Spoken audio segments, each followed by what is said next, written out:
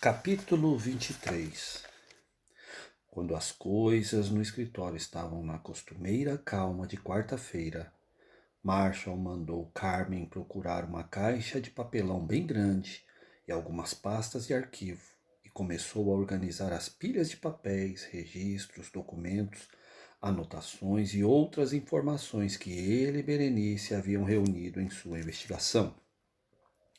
Enquanto repassava tudo, ele também compilou uma lista de perguntas que ele tencionava usar na entrevista com o primeiro dos reais protagonistas do enredo, Alf Brummel.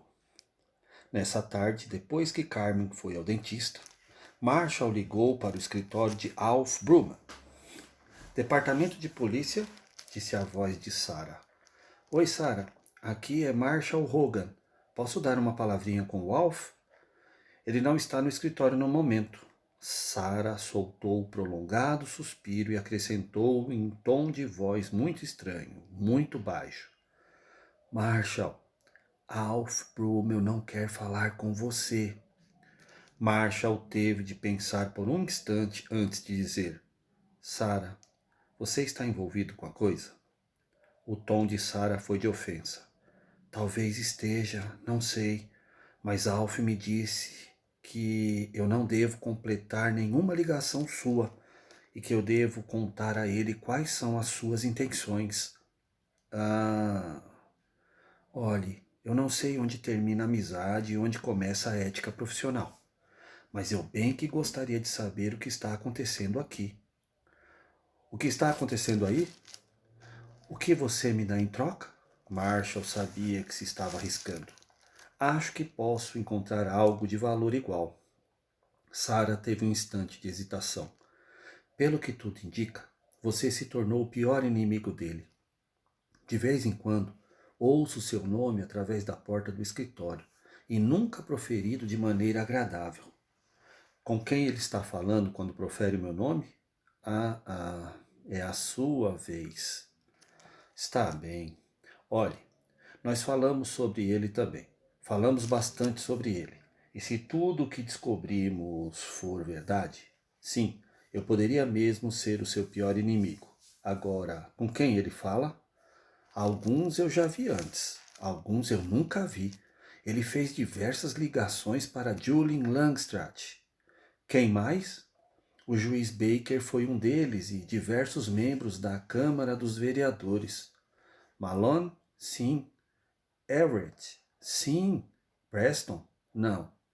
Guthrie? Sim, e mais outras pessoas importantes, e depois Spence Nelson, do Departamento de Polícia de Windsor, o mesmo departamento que forneceu homens para ajudar no festival. Eu quero dizer que ele tem falado com uma porção de gente, muito mais do que o normal.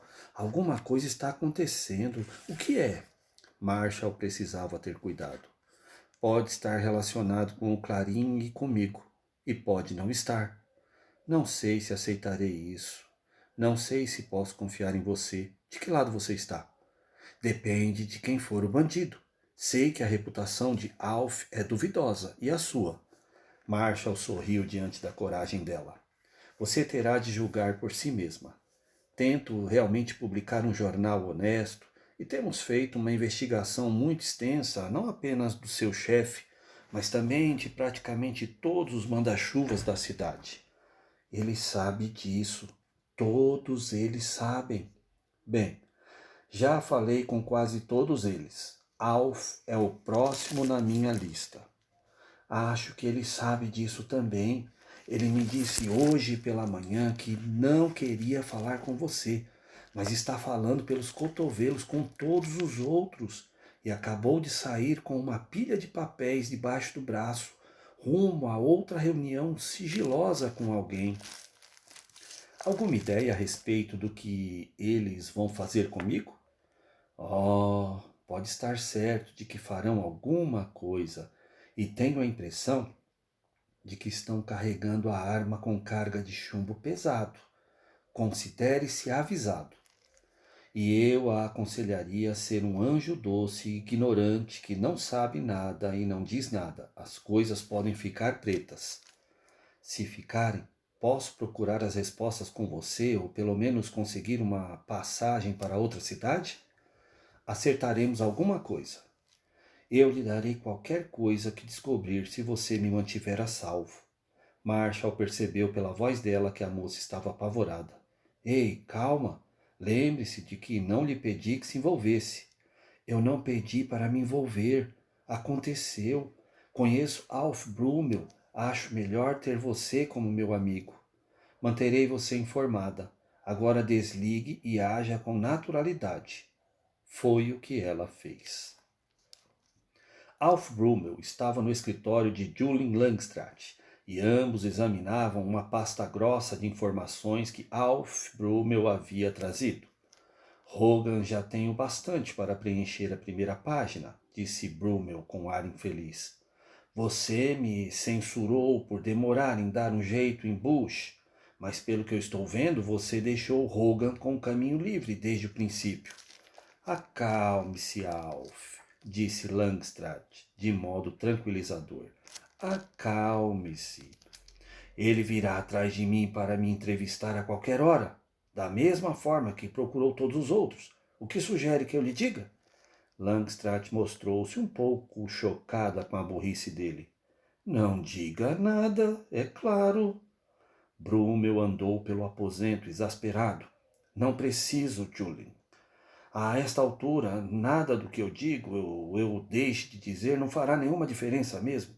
Ele já tem tudo de que precisa. Sabe da venda das propriedades, tem boas pistas em todas as vendas judiciais das casas com impostos atrasados, sabe tudo a respeito da companhia e da sociedade e tem boas informações acerca do desvio de fundos da faculdade. Tem até prova mais do que suficiente para acusar-me de prisão indevida. Langstrath sorriu satisfeita. Sua espiã saiu-se muito bem. Ela me trouxe uma porção deste material hoje. Ele está organizando tudo num arquivo no momento. Está prestes a dar o seu golpe, eu diria. Langstrath reuniu todo o material em ordem, colocou-o de volta na pasta e reclinou-se na cadeira. Adorei. Brummel fitou-a embasbacado e sacudiu a cabeça. Você pode sair perdendo neste jogo algum dia, você sabe? Todos nós podemos sair perdendo. Adoro um desafio, exultou ela. Adoro enfrentar um adversário forte. Quanto mais forte o adversário, mais estimulante a vitória. Mais do que tudo, adoro ganhar. Ela sorriu, realmente satisfeita. Ralph, já tive minhas dúvidas a seu respeito, mas acho que você se saiu muito bem. Acho que deve estar presente para ver o Sr. Hogan cair na armadilha. Só acreditarei quando o vir com meus próprios olhos. Oh, você verá, verá. Houve uma breve calmaria e a cidade de Ashton ficou estranhamente quieta. As pessoas não se comunicavam, ninguém dizia quase nada. Durante o dia, Marshall e Berenice organizavam seu material e permaneciam no escritório. Marshall levou Kate para jantar fora uma noite. Berenice ficou em casa e tentou ler um romance. Alf Brummel trabalhava em horário regular, mas não tinha muito o que dizer a Sarah ou a qualquer outra pessoa acerca de nada. Os Colemans visitaram parentes de outra cidade. Os Forsyths aproveitaram a oportunidade para fazer um balanço na serraria. O restante do remanescente continuou na vida de sempre. Era estranha a calma que pairava sobre tudo. O céu estava enevoado, o sol era um borrão luminoso redondo, o ar estava quente e pegajoso, tudo quieto. Mas ninguém conseguia se descontrair. Bem acima da cidade, no topo da protuberância acinzentada de uma velha árvore morta, havia muito tempo, qual enorme urubu negro sentava-se Rafar, príncipe da Babilônia. Outros demônios o cercavam, esperando sua próxima ordem, mas Rafar se calava. Hora após hora, a cara franzida, sentado, Ele olhava a cidade embaixo com lentos movimentos dos olhos amarelos. Em outra colina, no outro lado da cidade, na direção exatamente oposta à da grande árvore morta onde se encontrava Rafar, Tal e seus guerreiros se ocultavam no bosque.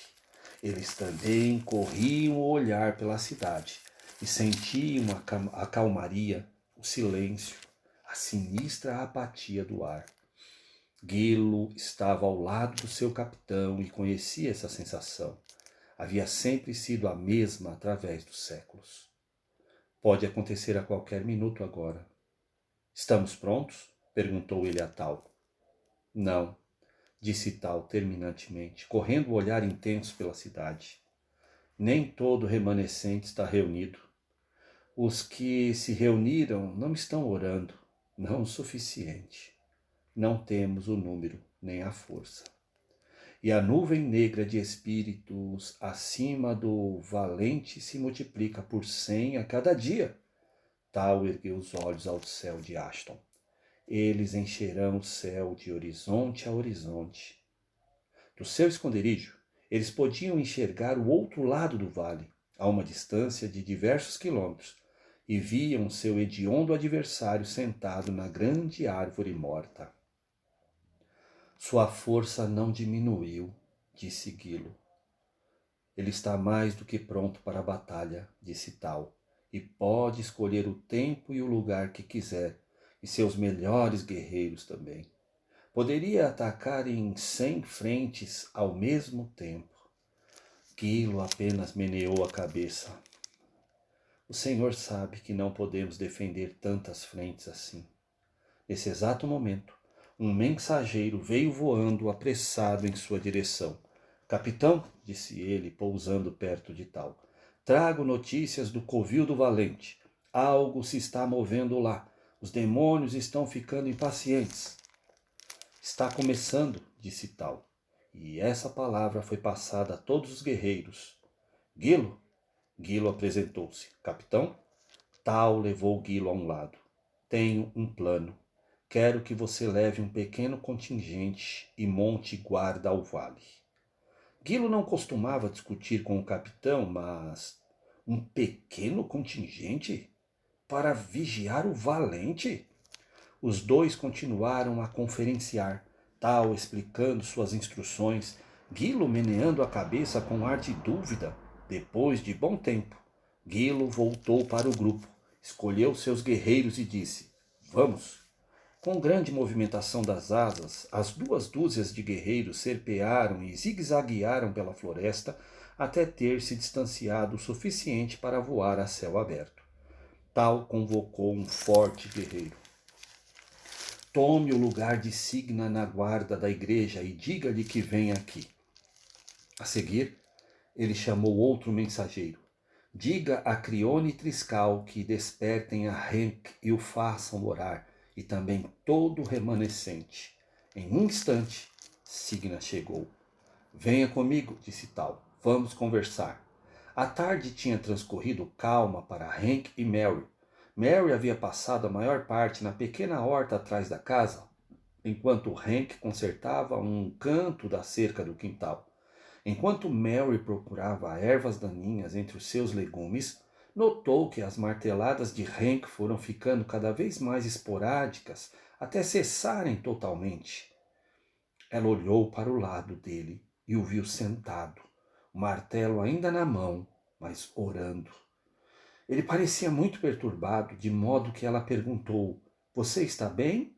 Henk abriu os olhos e, sem olhar para cima, sacudiu a cabeça. Não me estou sentindo nada bem.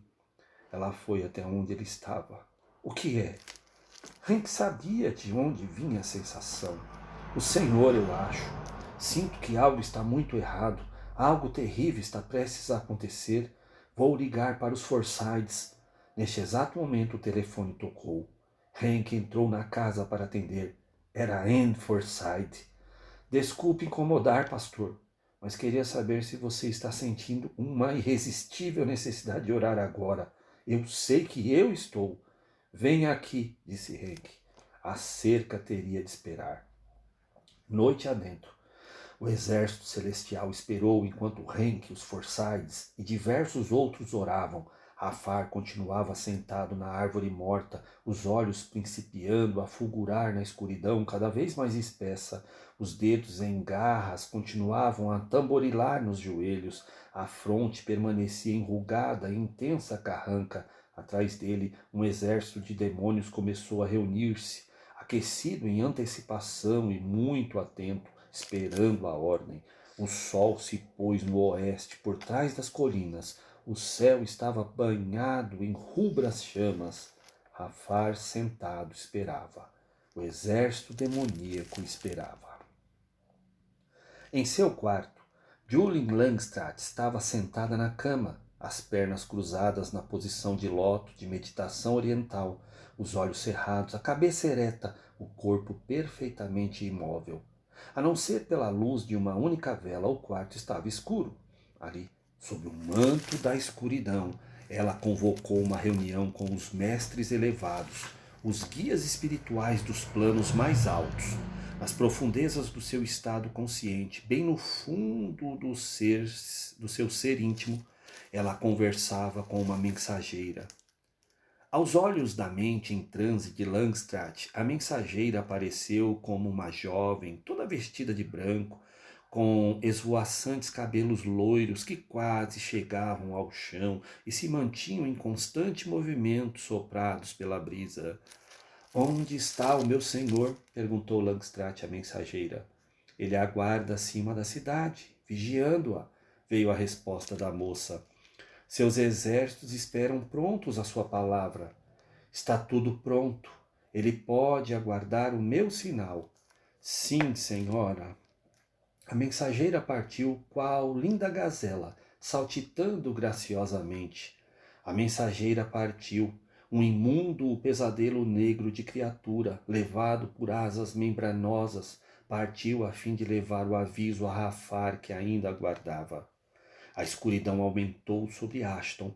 A vela no quarto de Langstrath derreteu até tornar-se redonda chama evanescente em uma poça de cera, a tinta negra da noite dominando sua luz fraca alaranjada.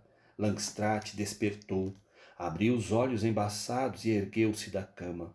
Com um sopro muito leve, ela apagou a vela e, ainda meio estonteada, dirigiu-se à sala de estar onde outra vela queimava na mesinha de centro, a cera escorrendo e endurecendo em dedos macabros por cima da foto de Ted Harmel sobre a qual a vela fora colocada. Langstrath caiu de joelhos ao lado da mesinha, a cabeça erguida, os olhos semicerrados, os movimentos lentos e lânguidos, como que flutuando no espaço. Seus braços se ergueram por sobre a vela, abrindo um dossel invisível sobre a chama, e depois, muito baixinho, o nome de um deus antigo começou a se formar em seus lábios, vez após vez.